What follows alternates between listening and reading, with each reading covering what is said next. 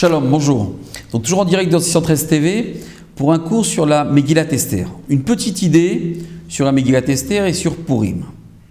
Bon, tout le monde connaît l'histoire de Purim, cette histoire passionnante, ce retournement de situation, ce Vena Forchou, le décret de Haman contre le peuple d'Israël, destruction de tout le peuple d'Israël physique, le même jour, au même moment. Et là, le décret de Haman qui se retourne contre lui, c'est finalement Haman qui est exécuté, qui est mis à mort avec ses fils. Donc le retournement de situation, le miracle de la fête de Purim, de la Megillat Esther, avec l'intervention de deux personnages principaux, Mordechai et Esther. Donc Esther Amalka, qui se trouve dans le royaume, dans le palais de Achashverosh, et en dehors du palais, Mordechai à Yehudi. Ish Yehudi aya beshushan abira. Le texte nous dit, Ish Yehudi, un homme, Yehudi, était dans cette ville de Shoshan Abira, et c'est par lui et par sa femme, sa nièce Esther, que le miracle de Purim, va se dérouler. Et je voudrais ici m'arrêter sur un point qui me paraît étrange. Vous savez que dans la Torah, on a l'habitude de voir toujours un rave, une figure dominante qui délivre le peuple d'Israël, qui dirige le peuple d'Israël. On l'a vu, Avraham Avinu, Yitzhak, Yaakov, bon, ce sont les pères. Plus tard, on a Moshe, on a David Amelech, et là on arrive et on trouve Mordechai. Mais je voudrais remarquer quelque chose, je voudrais vous faire remarquer quelque chose.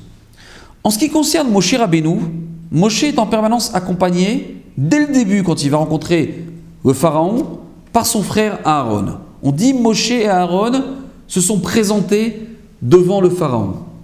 Même quand Moshe va recevoir la Torah au mont Sinaï, il est accompagné jusqu'en bas de la montagne par son fidèle serviteur, son élève Yehoshua bin Nun, qui deviendra ensuite son successeur. David Amelech est accompagné, est entouré de son général de guerre, Yoav ben Tserouya, de son ami Yehonatan. Shlomo Amelech aussi est entouré de toute sa cour, de ses généraux et des gens qui étaient déjà avec son père. On a en permanence effectivement, on va dire, un maître, un roi, un leader, mais qui est accompagné d'élèves, de son frère, de ses enfants. Dans le miracle de Hanouka, nous retrouvons Bimé Matityahu, à l'époque de Matityahu Hashmonai, Uvanav et de ses enfants.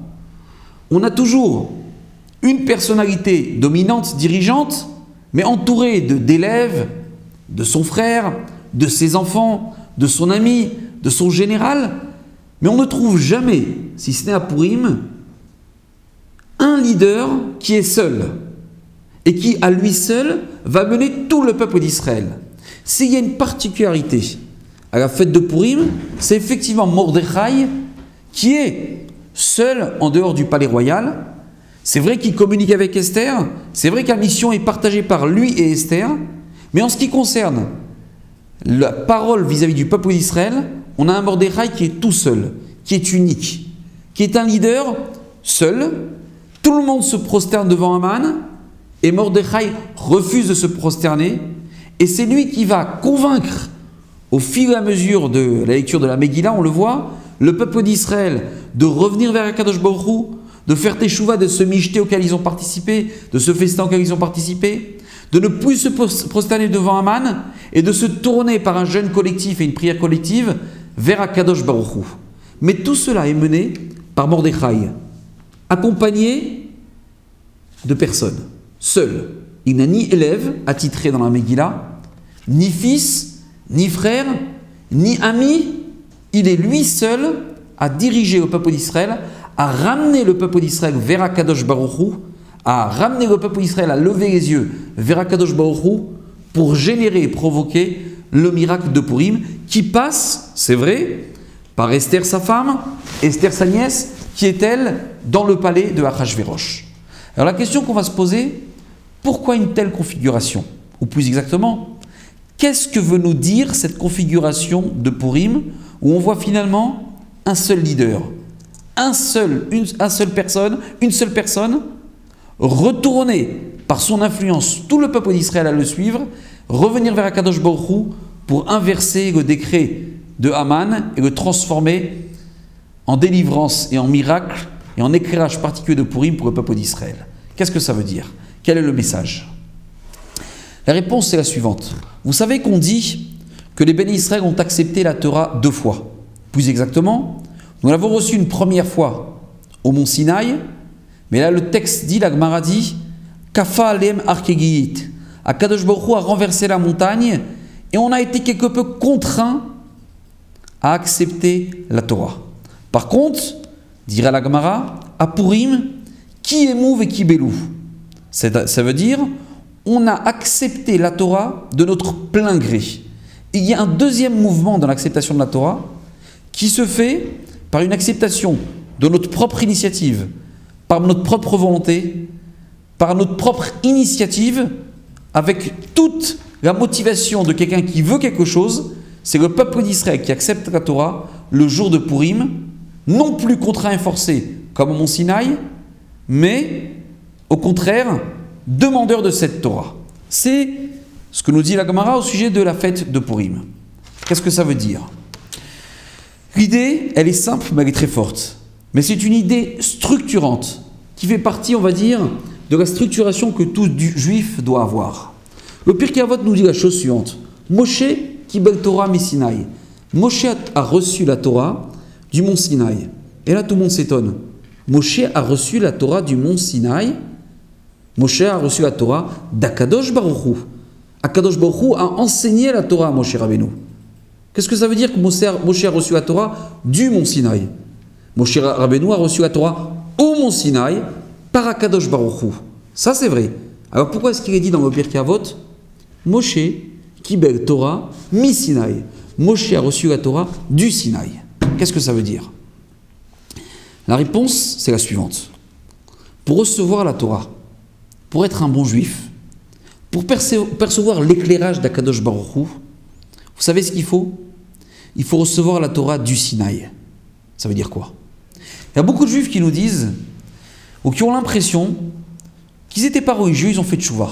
Alors ils sont devenus religieux. Techniquement, ils font Shabbat, ils ont changé de vaisselle, ils ont séparé la viande du lait, leur femme a commencé à s'habiller plus tzniout, ils vont à la synagogue le Shabbat.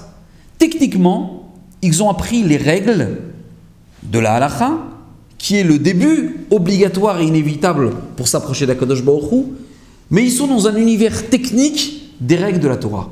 Et au bout d'un moment, ils se disent « mais j'ai l'impression que rien n'a changé pour moi. Finalement, avant, j'étais comme ça. C'est vrai que maintenant, je fais Shabbat, je ne prends plus ma voiture le Shabbat, je mange kasher, je fais attention où je vais en vacances, la femme fait attention comment elle s'habille, ma femme va même au mikvé. Mais pourtant, j'ai l'impression que techniquement, c'est vrai que j'ai plus de, on va dire, de halachot, je respecte plus de halachot, j'ai plus de contraintes, on va dire. Mais sur le fond, rien n'a changé. Pourquoi? La réponse, c'est la suivante. C'est pour recevoir la Torah, pour véritablement jouer la partie de la Torah. Pas simplement avoir l'équipement. À l'image d'un joueur qui s'achèterait tout l'équipement, qui aurait un super équipement, la tennis, il a la belle raquette, elle est bien cordée, des bonnes balles, un super survêtement, des baskets. Il a pris un terrain, il a loué un terrain, le gazon est parfait, le filet est bien dressé, tout est au point. Il va jouer sa partie, mais il ne joue pas la partie. Il a tout l'équipement, il a tout ce qui est autour, mais il ne joue pas la partie. Comment est-ce qu'on fait pour jouer la partie? Comment est-ce qu'on fait véritablement pour être dans la Torah et pour sentir que sa vie elle est transformée par la Torah? Pour cela, vous savez ce qu'il faut? Il faut recevoir la Torah du Sinaï. Ça veut dire quoi? Ça veut dire qu'il ne faut pas simplement connaître la Torah, avoir entendu ou étudié techniquement des règles de Torah. Il faut être dans un univers de Torah qui est la Torah du Sinaï. Ça veut dire quoi? Ça veut dire qu'il faut recevoir la Torah de quelqu'un. Plus rapidement et par un grand raccourci, il faut être en contact et il faut avoir une relation très forte avec un rave. Il faut avoir un maître dans la Torah. La Torah se transmet de maître à élève.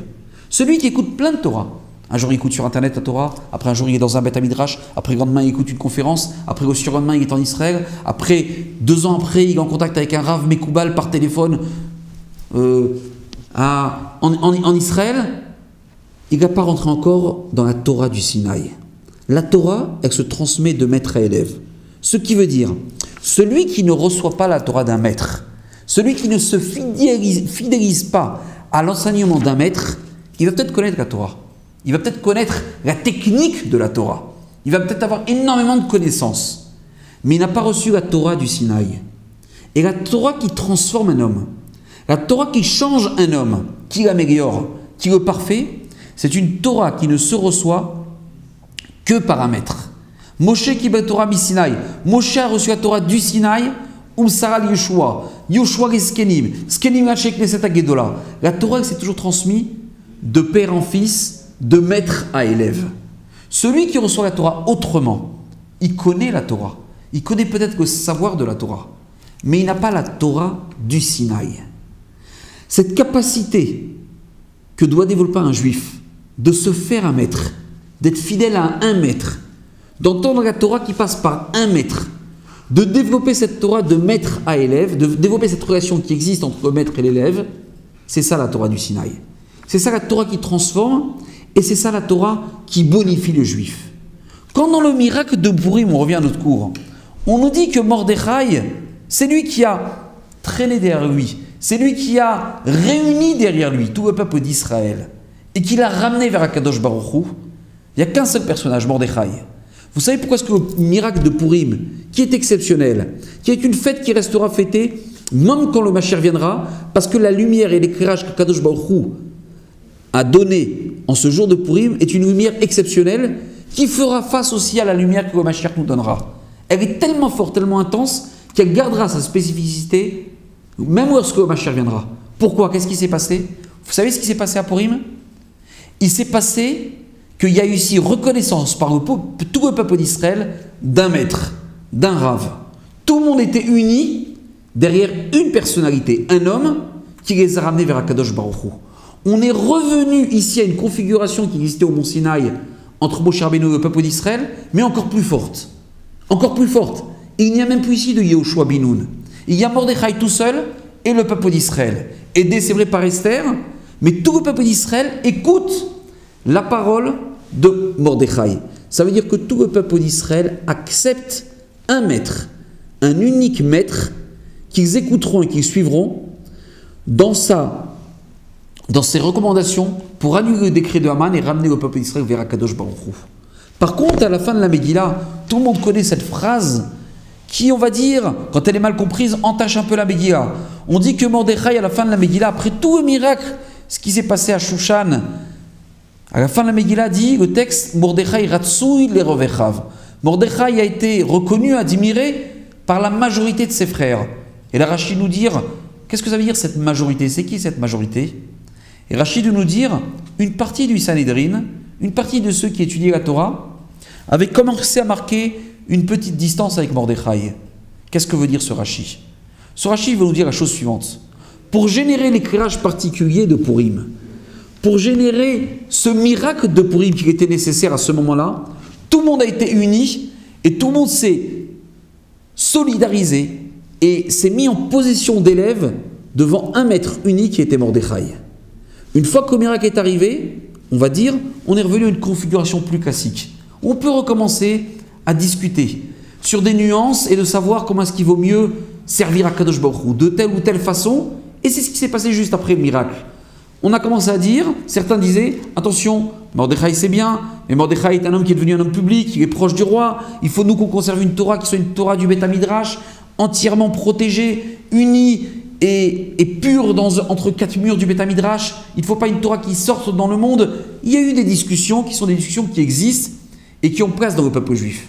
Mais attention, pour des miracles, pour des éclairages comme ceux qui sont nécessaires à Purim, et pour un éclairage qui sera l'éclairage futur du Mashiach, il faut que le peuple d'Israël accepte et travaille et se mette en situation d'accepter la situation d'être élève d'un maître. Chaque juif doit s'efforcer et doit se faire violence pour s'habituer et se mettre dans une position d'être l'élève d'un maître. Un juif qui est l'élève de tout un tas de maîtres, qui apprend de toutes sortes de rabbins, mais finalement qui n'a plus de rave, qui est lui-même son propre rave et qui simplement va recevoir une connaissance qui est diffusée à droite à gauche. Il n'est pas dans la Torah du Sinaï. Il n'est pas dans une Torah qui va le parfaire, qui va le transformer. Il apprend des choses, il se perfectionne, il connaît une halakha de plus. C'est très bien. mais ce n'est pas l'objectif. C'est pas ce que la Torah veut. La Torah veut Moshe Kibel Torah mi Sinaï. La Torah du Sinaï, il y a un process pour acquérir la Torah. Et ce process, il passe par une relation de Rav au Talmid, d'élève au maître. Alors ce que je nous souhaite aussi en cette fête de Purim, c'est peut-être de prendre conscience aussi de ce point. Qu'il faut savoir avoir un Mordechai, un maître. Il faut savoir être élève, parce que c'est comme ça qu'on perçoit toute la puissance et tout l'éclairage de la Torah dans toute sa splendeur et dans toute sa puissance. A très bientôt, Purim Sameach.